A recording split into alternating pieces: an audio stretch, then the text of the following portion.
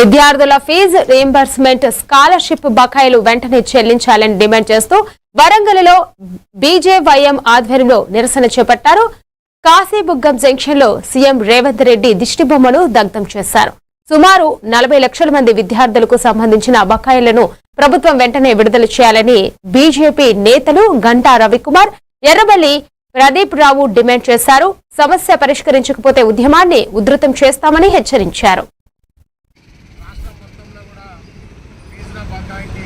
BJP లడాయి అనే కార్యక్రమాన్ని Bharatiya Janata party రాష్ట్ర అధ్యక్షులు పెద్దలు గౌరవనీయులు ఎన్ రామచంద్రరావు గారు 48 గంటల దీక్ష చేపట్టడం జరిగింది.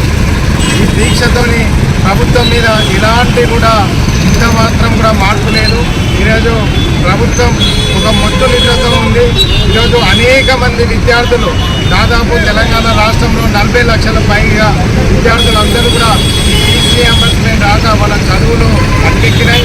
కొంతమంది కంప్లీట్ అయిన ఎడ్యుకేషన్ గ్రాడ్యుయేషన్ అయిపోయినాక కాలేజీ యాజమాన్యం ఫీజు రీయింబర్స్మెంట్ రాలేదు ప్రభుత్వం దగ్గర నుంచి అని చెప్పేసి వారి సర్టిఫికెట్లు ఇవ్వకపోవడం వల్ల ఉద్యోగాలకు వెళ్లకుండా ఇంటర్వ్యూలకు వెళ్లకుండా నిరుద్యోగులుగా ఈరోజు తెలంగాణలోని యువత అందరూ కూడా ఉండడం జరిగింది.